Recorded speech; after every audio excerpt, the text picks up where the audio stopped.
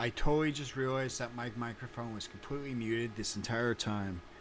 I am completely sorry for everybody that couldn't hear exactly what I was saying.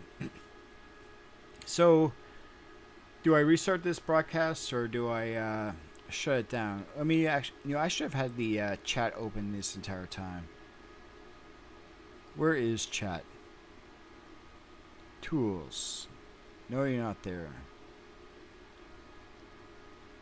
Not under scene select, direct, chat.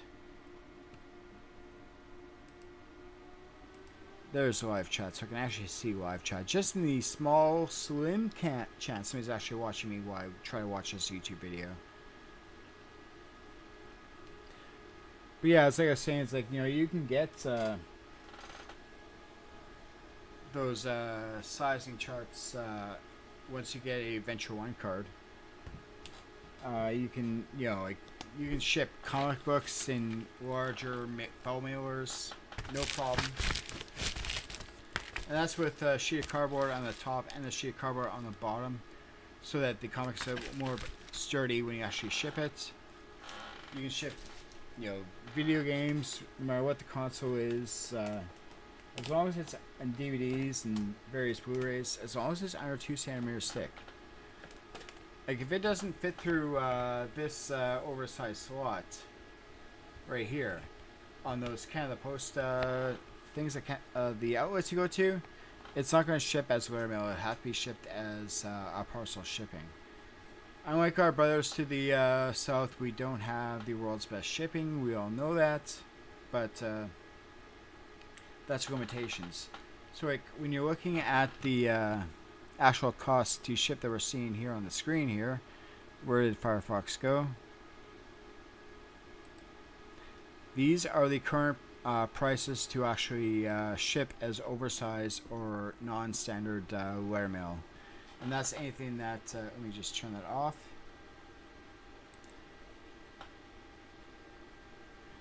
Where did that go here? Try web. Where did Firefox go?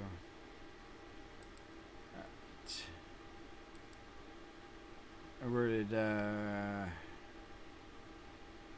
YouTube? There it is. So as long as it fits in this slot here on the Canada Post chart template, you can ship it by oversized lettermail. CDs will not fit through the actual lettermail shipping. It has to be shipped as oversized lettermail. Just to be clear about that. So like comic books, DVDs, video games, you can get under 100 grams and ship that way. But of course, the different weights of the actual items will vary the actual cost to actually ship it. So it's I'll shut myself up and then we'll continue watching this video and then realize that I have to unmute my microphone before I actually speak again.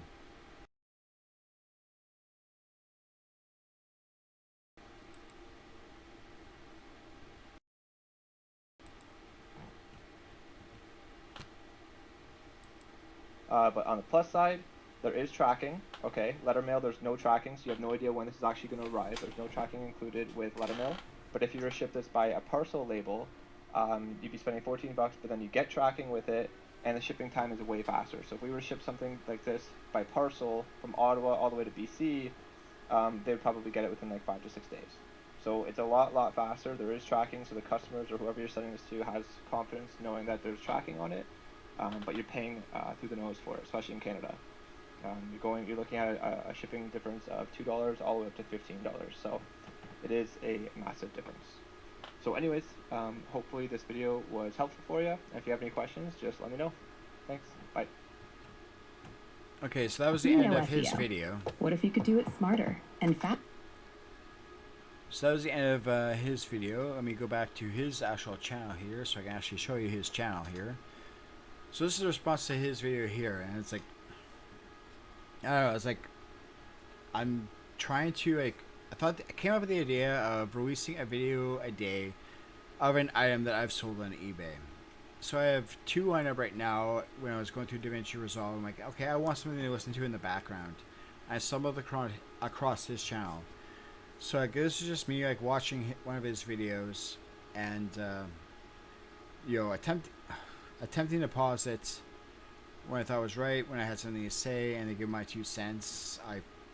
At some points I forgot to actually unmute my microphone, my microphone, so I apologize for that. I forgot to unmute the system audio for that, and I'm sorry for that. So it's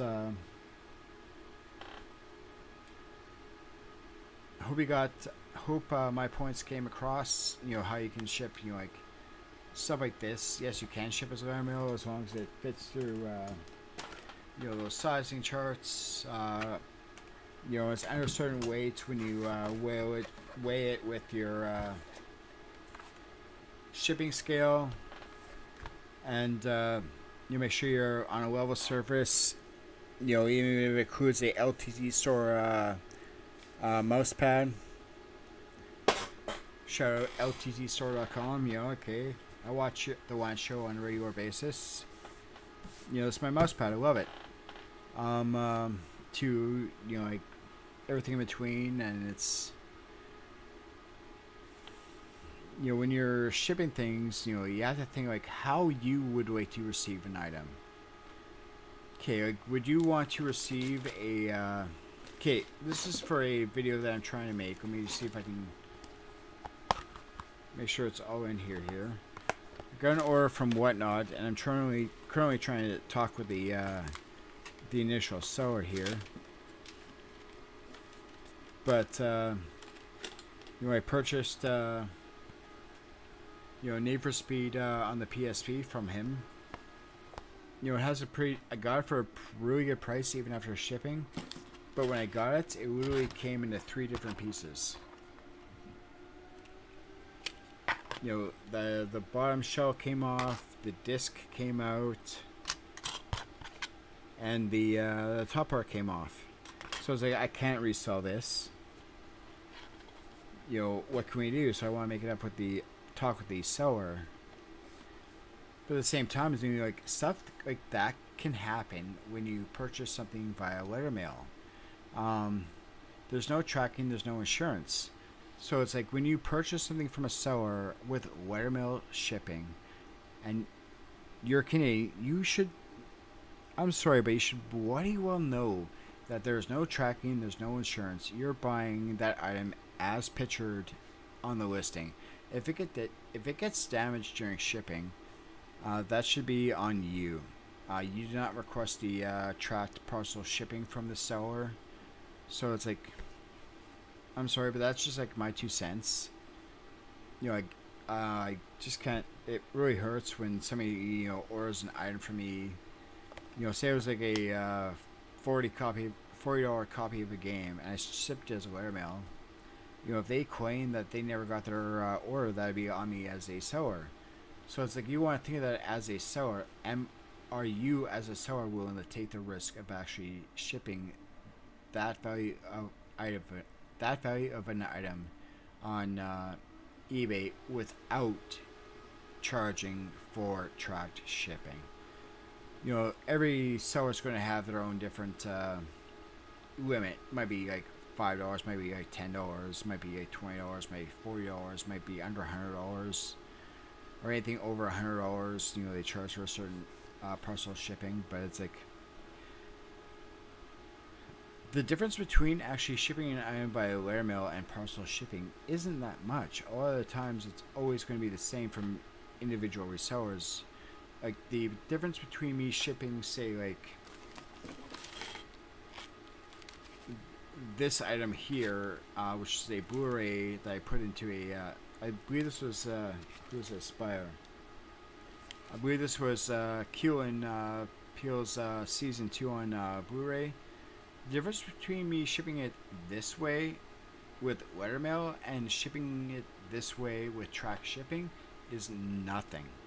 There's zero difference between me shipping it this way and with tracking and insurance.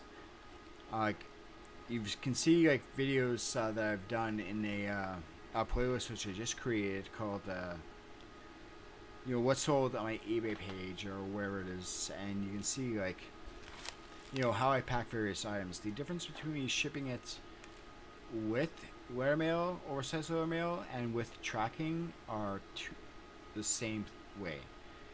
You know, if it's like a $100 game, I might actually put it into a box, like a DVD mailer box inside of a bow mailer. But you know, if it's like a cheaper game, I'll ship it like this. And I know from personal experience that the item will usually arrive with no problems. You know, there's always exceptions to the rules, like in the case where I bought that Need for Speed game off Whatnot, and arrived in like 4 different pieces, or 3 different pieces. But you know, thankfully that one was shipped with like tracking and insurance, so I can get a refund from that buyer.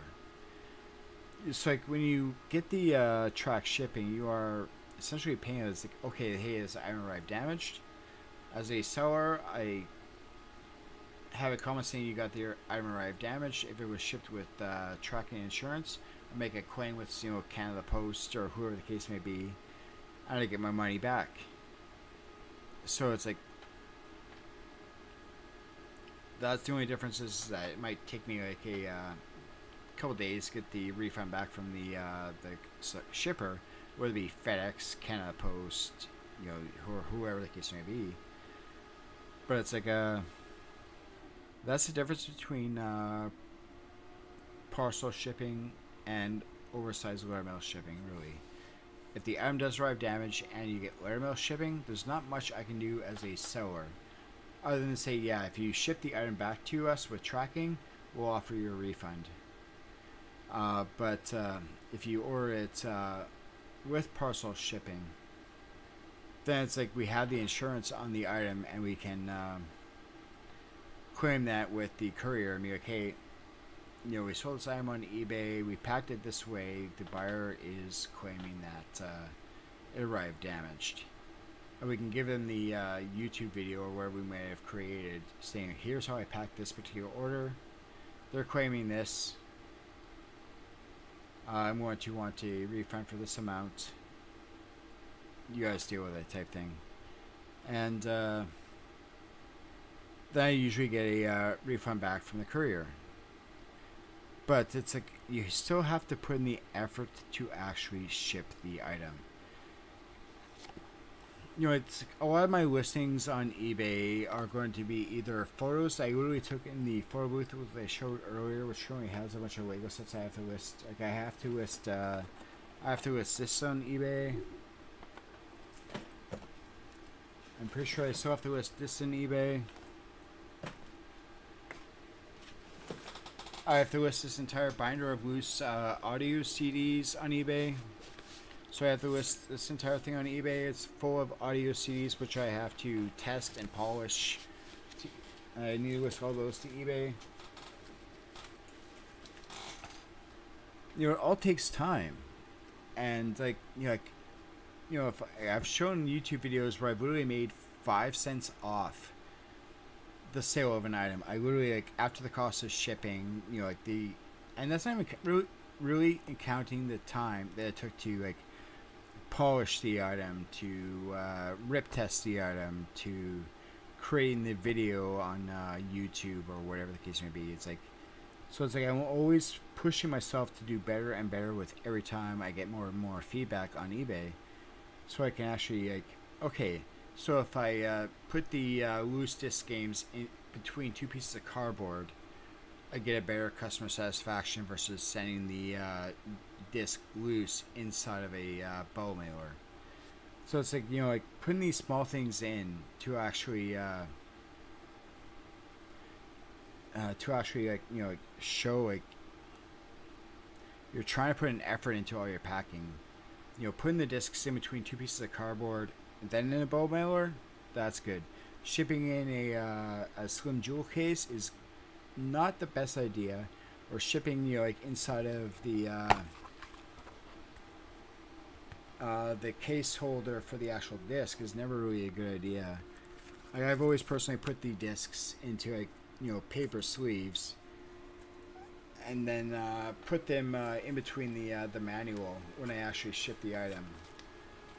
So I would generally put this in the disc in between the manual when I ship it, just to help give like this slight additional protection. I know this way I know it's like this isn't going to pop loose from the bow mailer, and to get jostled around and scratched up during shipping. And it's like, when you order, I keep going back to like when the customer orders without the tracking, without the insurance. Like, there's only so much we can do as sellers to ensure that the item will arrive safely, securely, undamaged, without putting everything into like 30 layers of bubble wrap and more plastic and more cardboard into the environment. We want to be able to ship things as cost effectively as possible, but at the same time, we don't want to ship things where we're going to be contributing to global warming and the environmental impact of the actual way we actually ship our individual items, using like recycled cardboard boxes, whether it be even from the blue bins in your neighborhood, or buying boxes brand new, which are made with primarily recycled paper.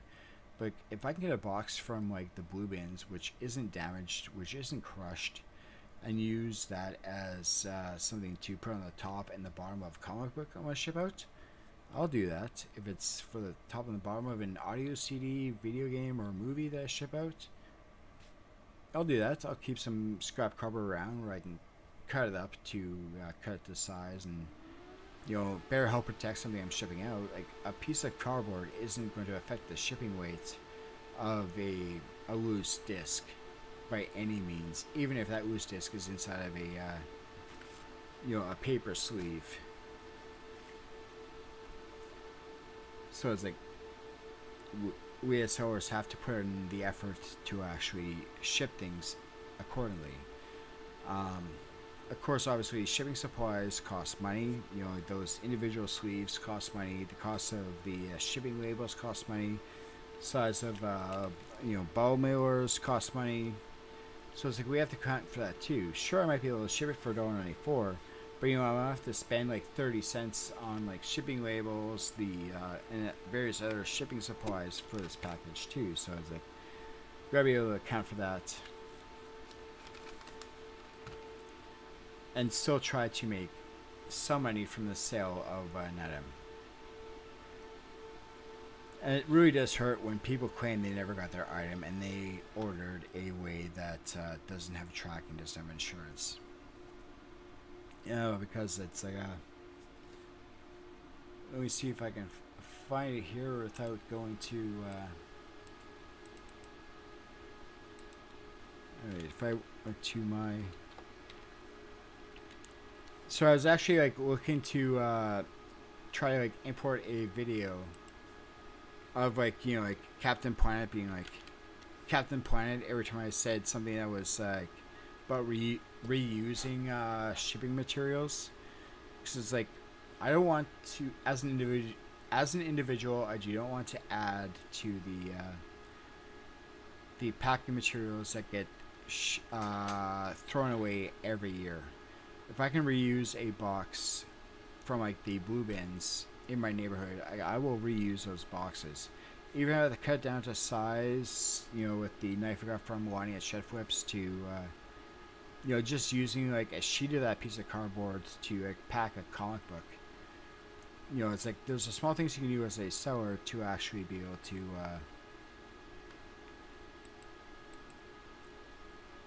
try to offer a good buyer experience. Because nobody wants a bent comic. Like, when I sell a comic,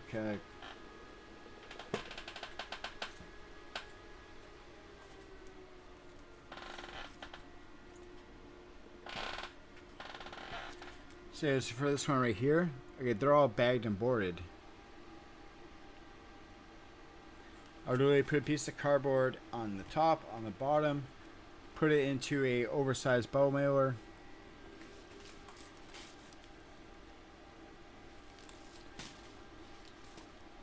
and ship it on its way with no problem of worrying about the comic being bent or whatever. And you know, my feedback personally speaks for myself, and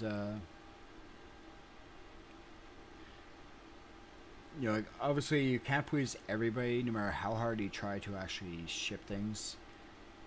But we can try, is what I'm getting at. You know, it's like we can take preventative measures. You know, whether it be putting discs into like paper sleeves, to polishing them on our various devices, whether it be like a JFJ Easy Pro or an Eco Pro 2, which obviously I can't afford at this point in time because those things are like $5,000 or $6,000 US. And I got my JFJ Easy Pro for $200, I think it was. So it's like, yeah, I want to get the JFJ while I'm small, and then maybe one day I'll be able to get like an Eco Pro 2 or what 3 or whatever the case may be. But yeah, I really didn't know where I was going with this video. I just figured I would. I saw this video. I wanted to do like almost like a reacts type thing. I'm sorry for my mishaps with the audio and everything earlier. I'm trying to figure out this whole like OBS thing, DaVinci Resolve thing, and I just thought this would be fun to do. So feel free to hit me up. My links to the description below. The videos I used in this video are also in the description below. So please do feel free to show RecordlessTV, show him some love, give him a like and subscribe. You know, by all means, feel free to give me a like and subscribe. You know, we're all trying to get to the point of YouTube subscribers where we can actually start to monetize all those stupid videos. Yes, I know we all hate those stupid intro videos, but if it wasn't for those videos, you know, nobody that actually creates and takes the time to create these videos for YouTube would be able to actually, you know, support themselves and what they're actually doing and trying to share what they're actually doing. So I want to thank everybody for actually watching. Don't forget to like, share, subscribe. Check the links in the video description below.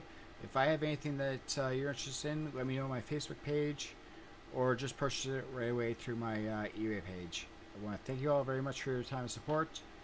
Check the links in the description down below, including the video for the video I was watching while I was actually creating this video.